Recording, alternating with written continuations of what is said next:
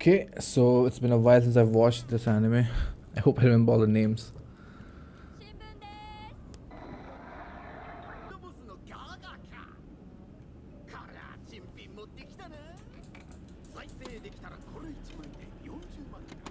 So what are they doing right now? Oops.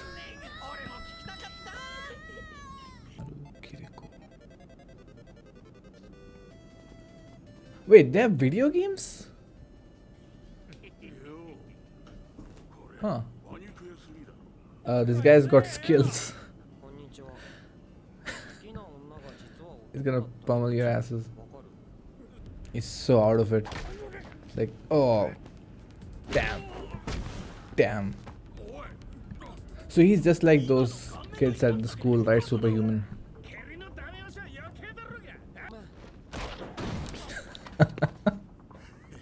It's like a bar fight.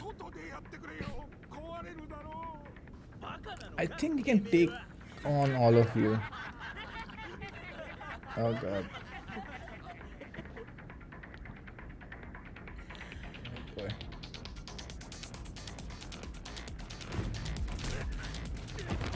Yep. So what's really bothering Maru here? He's got something. Pent up emotions. Just like how his older brother did, right, for him back in the flashback.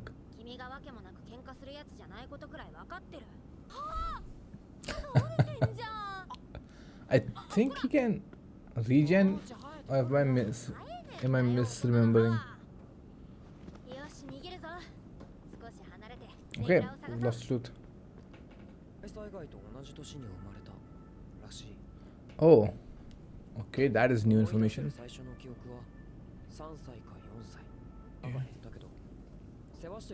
Looks just like the kid. So he wasn't there in the facility like I thought. Like his memory's altered or something.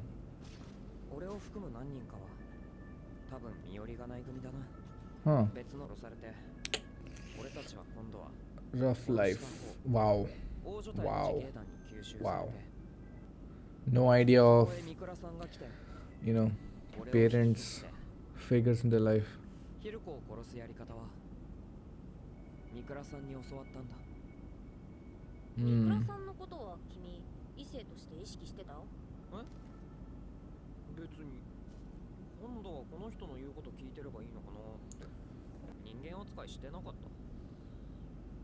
More like a resource, maybe?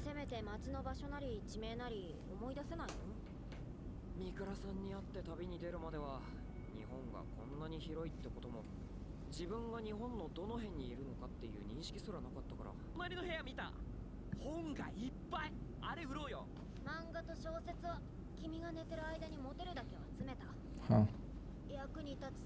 They're trying to find a sustainable business.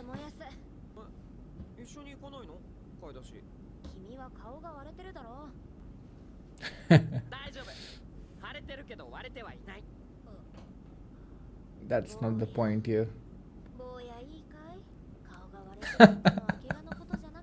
The way she's talking.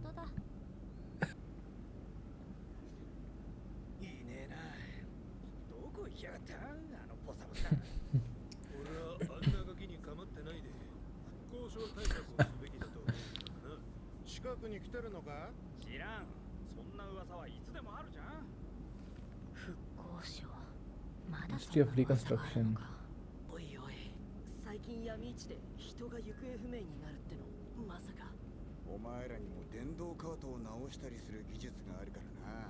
So find people's special skills and then change their faces, reconstruct the entire profile, and then build a civilization. So the doctor could be a part of that. The guy who disappeared, right? The suspicious one who probably did surgery on Hiriko.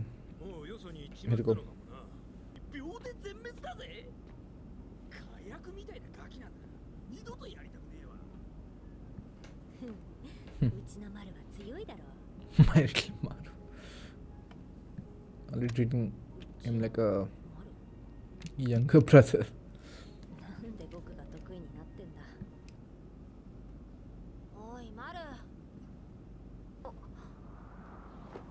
Oh, he went out.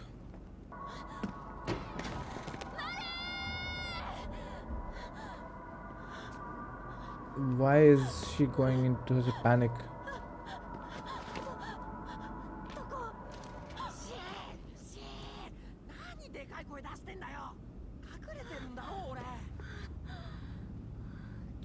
She went into a panic attack.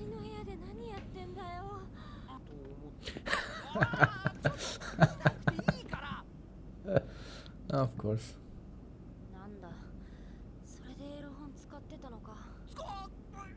Kiruko, okay.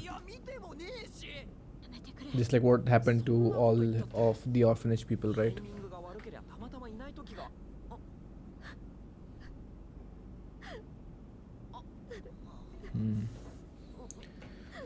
It really got to her. Also, I'm going to refer to Kiruko as she because it's very confusing.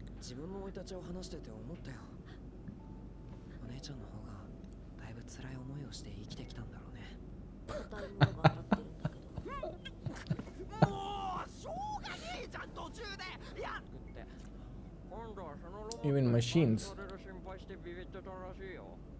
Oh, much advanced. Okay.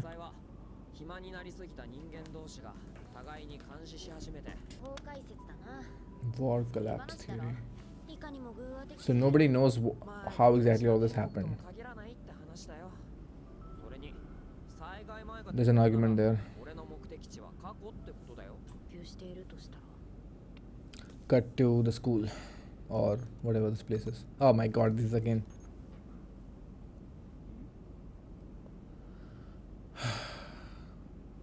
Oh, fuck.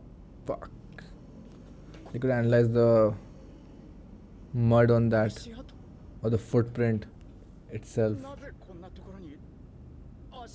Now, will the machine AI silence him? No. Very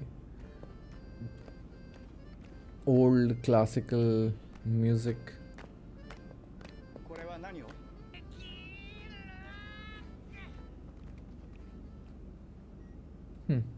Very peculiar way of trying to make him fuck.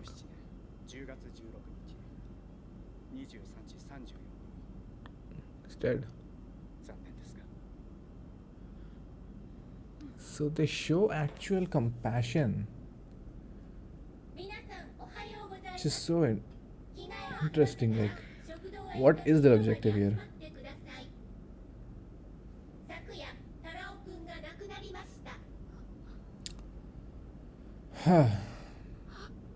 Just like that. So is this like the first death that they have gone through, like in this way? Doesn't seem to be. They're probably used to it with other children before. Come on, show me.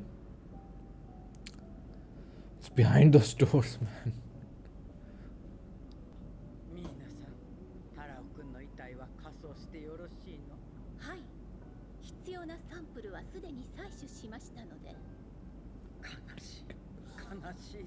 Is she acting in front of everyone?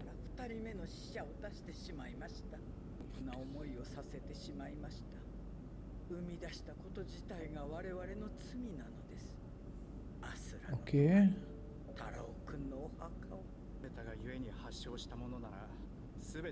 It's external.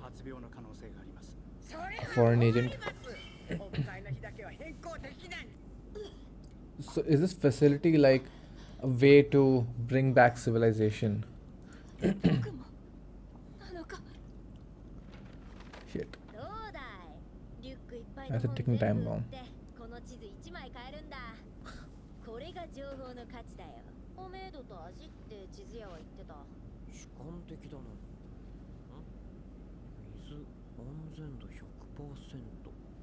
But how old is this information?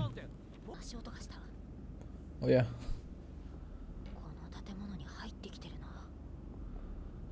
How did it track them?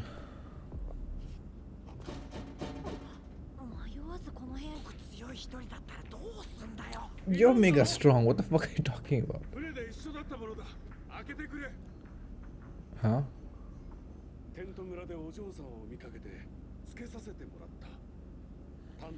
Didn't we see him in the market? Fuck off. Okay. Immortal Order. Is that another name for heaven?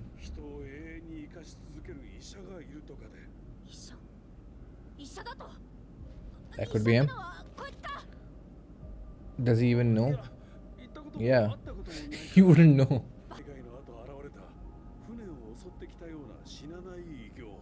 Okay.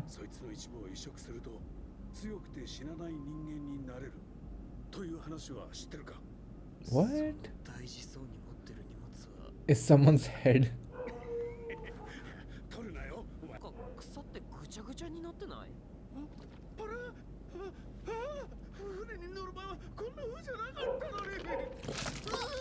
Oh my god, what the fuck?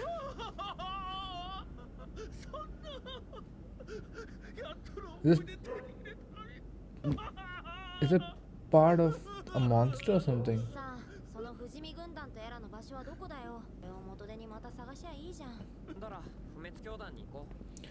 What that monster part is probably some ruse by someone to sell these, people who hunt down these monsters try to sell them by feeding people these lies. It's kind of a whole big ass scam.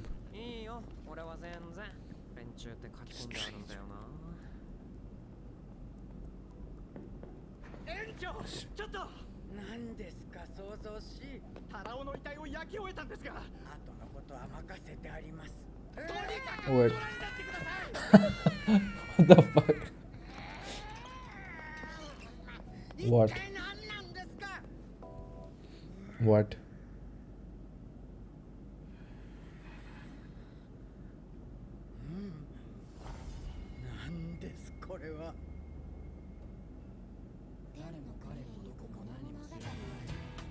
Alright, that was episode 5 of Tengoku Daimyo. Not a lot happened as compared to the first 4 episodes, as in there weren't so many WTF moments, but there was still a lot of big things revealed.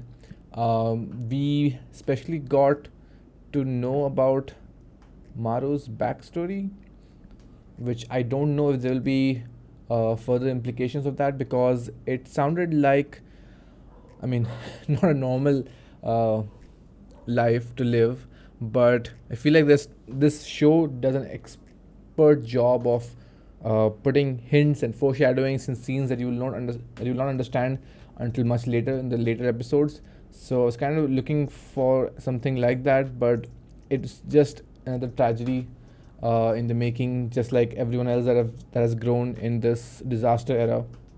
And they talk about how only the people who have known civilization like way back and had memories of it, like they were old enough to know about it, they all long to go back to it, even though these children who learn about it through them, like Maru and Miruko, they kind of feel like civilization wasn't that great even back then, which is an interesting perspective because they don't really know how normal was, like how or what normal is, right? Because this is the new normal. That was interesting. Mostly we didn't get much from Miruko and Maru. There was a very touching moment where Miruko kind of thought that, just like the kids at the orphanage, his older brother, guardian, and everyone else, they just disappeared, right? So I'm using he and she interchangeably. It's very confusing. But yeah, he or she got this panic attack. So that was an interesting moment, because I didn't really think that they could still feel this way. So okay, I'm going to use the pronoun they. So they already kind of have established a close relationship with Maru. So that's interesting. Like kind of being proud of, oh, my little Maru is all grown up, acting like a big brother, just like how his elder brother was back in the flashback. There was something interesting here that I'll get back to towards the end, right? Like two of the scenes between Maru and Mirko, and the scene when Tarao died and what was there. I'll get to it as well. That was very interesting. Touching upon the other things that happened here, we got a fight, some chase scenes. They sold all the books. They're trying to find lucrative businesses to gather money, resources. Yeah, Taraus unceremoniously died despite the best efforts with this weird folk dance. I don't know what they're trying to do. I mean, they're kids who don't really know a lot about life, the normal life, so in their own weird way. But they still cared about Taro. And what's interesting is that it's only been the second death, so this is the first batch of children that these scientists are working on, right? And it doesn't seem that recent, this whole establishment. I mean, if I were to make a guess, right after the disaster struck, these group of scientists, this lady, they try to find a cure or some kind of solution to go back to normalcy, right? To bring back civilization. And there's this parallel conversation that's happening between our two protagonists and the things that are being shown in this school, the secret facility, right? About how there's this group called I forgot their name, something something. Just like Mirko forgot, I also forgot. But yeah, they're kidnapping people. I talked about this during the reaction, that they're kidnapping people. They finding people who have skills, just like our group in the flashback, Mirko's group, right? So the doctor's definitely working with them. It's kind of starting to come together, the previous episode. So I do like that we are getting some answers, even though they're raising even more questions as usual. Um, and yeah, I still don't know what the objective of this lady is, because she feels very saddened by the death, or is it more of the sadness because they've put so much resources into this, test tube, this growing test tube. So maybe they were just like those babies. This was the first batch. They grew old after 10 12. They are now 10 to 12 years old, which coincides with how many years it has been. Not 10 12, 15, some of them 15 years old. So that's roughly the number of years it's been since the disaster struck. Okay, talking about Tarao's death and what these guys were talking, our protagonists, about this group that they're going to find. What's the word? Immortal order. Right, immortality. Okay. So could the kids that are there in the institution be immortal? Also have a lot of strength, you know. And there's this discussion about this guy who says that if you graft a body part of a monster onto a human, you get all these abilities, which kind of makes sense as to how these kids are artificially grown. And that's why so you take a normal human baby or even an embryo, and you inject some kind of monster DNA or something, and you grow these weird, disgusting babies that we saw in the last episode, or last episode. And that's how these become more than human in terms of strength and speed and agility and everything, right? And Maru seems to be one of them. I feel like the line about him being only able to remember when he was 3 or 4 years old and not before that, he probably someone let him out, somehow escaped, someone helped him escape that facility. I don't know, but he was definitely part of that batch. That's the only way to explain it. And the girl who adopted, not adopted, like who he followed around, right, who entrusted Mirko with the task of escorting him to that heaven place, she probably got to know about it. So what Tarao left behind might be the remnants of whatever that grafted, surgically placed monster element was, which is interesting because these guys seem surprised. I didn't expect them to be surprised because I thought these were the masterminds behind it all. So next episode should be pretty interesting. But yeah, I think that's about it. I'll see you guys in episode 6. Bye.